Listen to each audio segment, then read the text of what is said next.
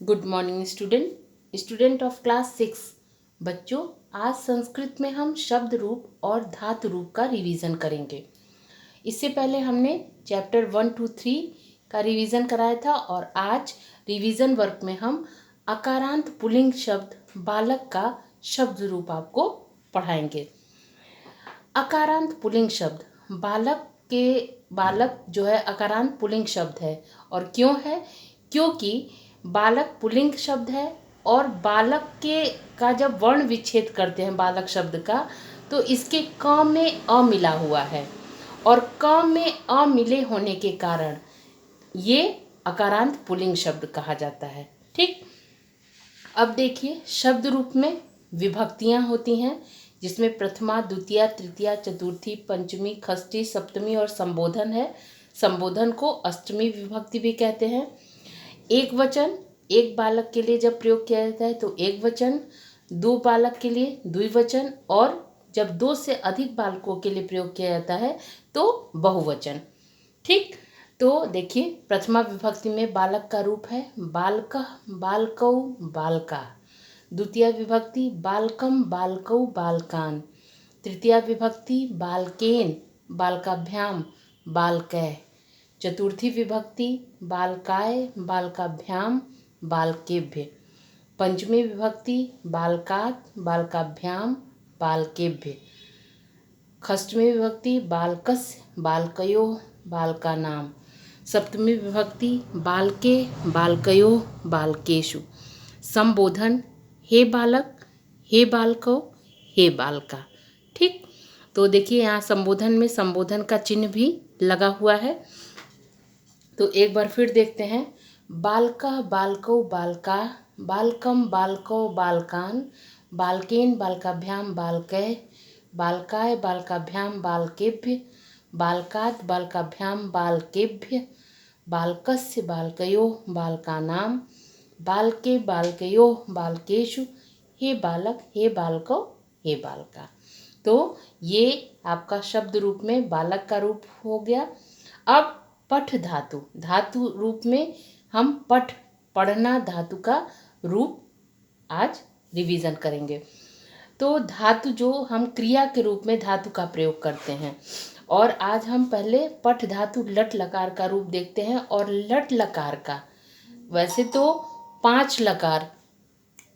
तो पांचों लकारों में धातु का लकार होते हैं, जिसमें लट लकार, लिट लकार, लंग लकार, लोट लकार और विधिलिंग लकार।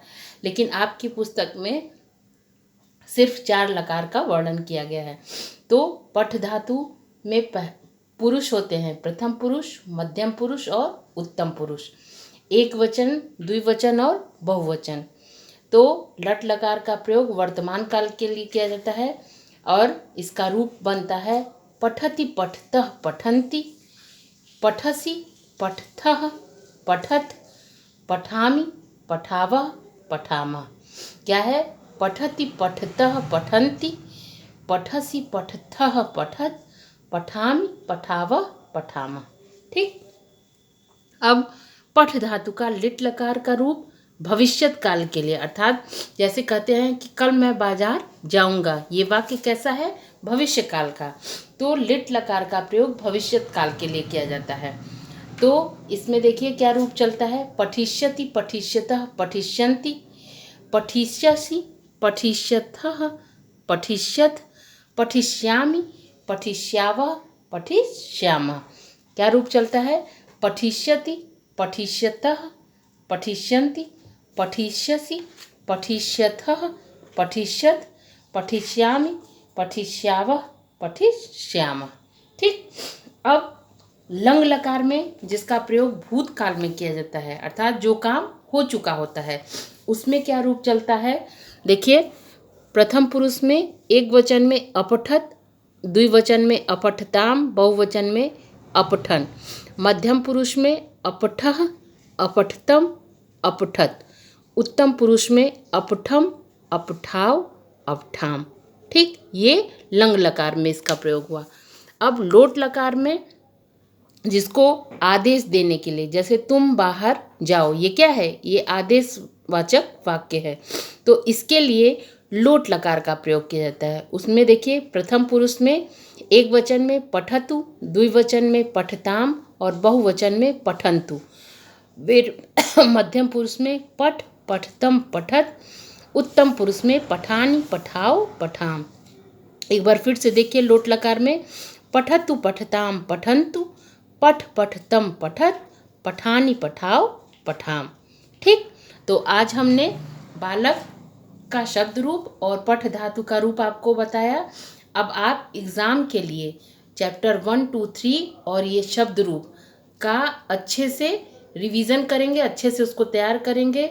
सभी पाठों का प्रश्न उत्तर, हिंदी अनुवाद और शब्दार्थ तथा ये रूप आप अच्छे से एग्ज़ाम के लिए तैयार करेंगे। धन्यवाद।